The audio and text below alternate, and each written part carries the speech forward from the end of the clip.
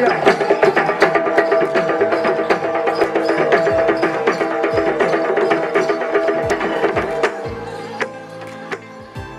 प्रगती अभियान संस्थेतर्फे आम्ही नाशिक, ठाणे, पालघर या जिल्ह्यातील आदिवासी शेतकऱ्यांबरोबर काम करतोय नागलीचे पिकाचे उत्पादन वाढावे। कारण नागली पिकात मुळात पोषण मूल्य खूप छान आहे, जे वेगवेगळ्या तृणधान्यांमध्ये असते त्यात सुद्धा नागलीबद्दल खूप चांगलं नॅशनल इन्स्टिट्यूट ऑफ न्यूट्रिशनने सुद्धा म्हटलेलं आहे। नागली ही पारंपरिक पीक आहे आणि हे इथली कुटुंब पूर्वीपासून खात आलेलीच आहेत। आदिवासी भागात नागली अजिबातच नवीन नाही, पण ही नागलीची उत्पादकता कमी होत होती म्हणून त्याच्यावर काम करून आम्ही त्याची उत्पादकता वाढवण्याचा प्रयत्न केलेला आहे। पण नाशिक आपल्याला नागलीचे पोषण मूल्य बघता त्याचा अजून किती विविधांगाने विचार करता येईल हाही आपल्या पुढचं एक चांगलं आव्हान आहे।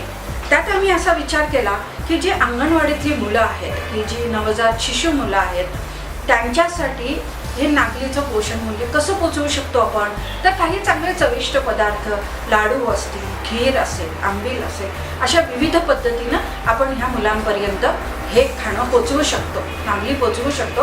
आणि त्यासाठी आम्ही असा विचार केला संस्थेतर्फे की अंगणवाडी सेविकांचं प्रशिक्षण करावं आणि हे पदार्थ पौष्टिक कसे बनवता येतील हे त्यांच्यापर्यंत न्यावं। मग त्याचबरोबर प्रश्न येतो की आपल्याला मध्यान्ह भोजनमध्ये सुद्धा हे नव्याने देता येईल किंवा आश्रम शाळांमध्ये मुलं जाऊन राहतात, त्यांना खरं तर घरात नागलीची भाकरी खाण्याची सवय असते, तर तीच सवय पेज असेल, नागलीची भाकरी असेल, मध्यान्ह भोजनामध्ये आश्रम शाळेमध्ये मुलांपर्यंत, आदिवासी मुलांपर्यंत हे पोचलं तर त्यांच्या पोषणाला नक्कीच चांगला मोठा हातभार लागू शकतो असं आम्हाला वाटतं। आणि ह्यासाठी आम्ही बचत गट असतील, आदिवासीचे जे काही आश्रमशाळा असतील तिथले शिक्षक असतील किंवा प्राथमिक शाळेतले शिक्षक असतील, जिल्हा परिषदेच्या अंगणवाडी सेविका असतील, यांच्यापर्यंत पोहोचून याची माहिती देऊन त्याचे विविध पदार्थ कसे तयार करता येतील, अगदी आहेत त्या जुजबी सामानातनं गावातच कसं करता येईल। म्हणजे बिस्किट करायचं झालं तर आपल्याला ओव्हन लागतं, तर आम्ही तिथंपर्यंत पोहोचत सुद्धा नाही। साधे पदार्थ घेऊन आपण लोकांपर्यंत हे कसं पोचवू शकू आणि आदिवासींची नागली आदिवासींना कशी पूरक ठरेल आणि तिथलं कुपोषण कसं कमी करता येईल, हाच प्रयत्न ह्या सगळ्या प्रकल्पात आहे।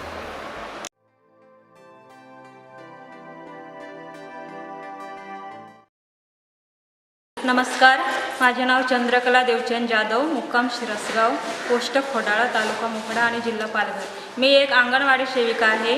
मी नागलीचे लाडू कसे बनवायचे ही रेसिपी थोडक्यात सांगते, जेणेकरून ते आपल्या मुलांसाठी खूप पौष्टिक असते, आरोग्यासाठी चांगल्या मुलांच्या असते।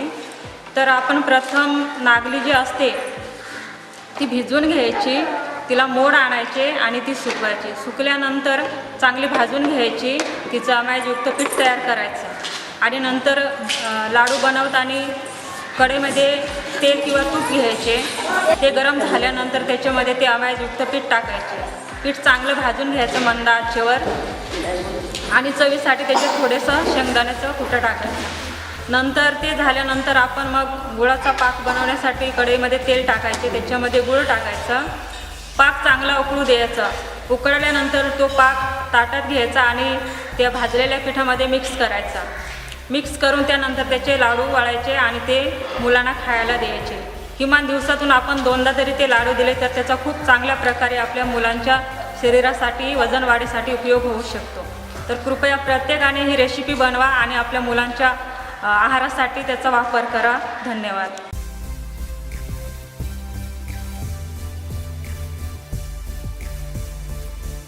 सुरुवातीला नागलीचे पीठ घ्यायचे आणि ते तूप किंवा तेलामध्ये चांगले लालसर भाजायचे। लालसर भाजल्यानंतर त्याच्यामध्ये थोडा गूळ मिक्स करायचा आणि पुन्हा चांगले हलवायचे। हलवून झाल्यानंतर कढई खाली उतरून घ्यायची। त्यानंतर थोडेसे गरम पाणी करून त्या पिठामध्ये चांगले हलवायचे। त्याच्यातील गठुळ्या होणार नाही याची काळजी घ्यायची आणि पुन्हा कढई चुलीवर किंवा गॅसवर ठेवावी आणि पुन्हा चांगले हलवावे। पुन्हा चांगली खीर शिजल्यानंतर कढई खाली उतरून घेऊन ती थंड झाल्यानंतर खीर आपल्या मुलांना द्यावी। ही खीर अत्यंत पौष्टिक असते। या खिरीमुळे आपल्या मुलांचे हाडं मजबूत होतात आणि उंची वाढण्यास खूप मदत होते। ही खीर महिलांसाठी सुद्धा खूप पौष्टिक असते आणि महत्त्वाची असते. याच्यामध्ये कॅल्शियम असल्यामुळे महिलांचे देखील हाडे मजबूत होण्यास फार मदत होते. यासाठी प्रत्येक महिलेने आपल्या कुटुंबातील प्रत्येक व्यक्तीसाठी ही खीर बनवावी आणि प्रत्येकाला खायला द्यावी.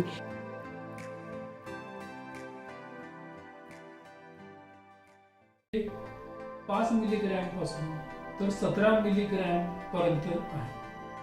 म्हणजे कॅल्शियम आणि आयर्न इतक्या मोठ्या प्रमाणात असलेलं नागली हे एकमेव धान्य आहे. त्यानंतर प्रोटीन्स, कारण प्रोटीनचं आपल्या आहारामध्ये खूप महत्त्व आहे आणि नागलीमध्ये प्रोटीनचं प्रमाण हे जवळजवळ 10.3 ते 18.2% एवढं आहे. त्याबरोबरच फायबरचं प्रमाणही चांगलं आहे. फायबरचं प्रमाण खूप चांगलं असल्यामुळे हे डायजेशनला मदत करते. त्याचबरोबर व्हिटॅमिन्स खूप महत्त्वाचे असतात आणि या व्हिटॅमिन्समध्ये नागलीमध्ये थायमाइन, रायबोफ्लेविन, निकोटिनिक ॲसिड यांचं प्रमाण अत्यंत चांगलं आहे. ही नागली हे अँटीऑक्सिडंट करता एक मोठा नैसर्गिक सोर्स आहे. कारण नाचणी किंवा नागलीमध्ये खूप मोठ्या प्रमाणात फिनॉलिक कंपाऊंड्स सापडतात. त्यामुळे फिनॉलिक कंपाऊंड्स आणि बाकीच्या फायटोकेमिकल्समुळे एवढं सर्व न्यूट्रिशियस प्रॉपर्टी असूनही नागली हे दुर्लक्षित धान्य. नागलीचा वापर गहू, भात, मका यांच्या एवढा होत नाही. जर नागलीचा वापर नियमितपणे आहारात झाला तर आहारामध्ये विविधता तर येईलच, पण आरोग्यही चांगले होईल.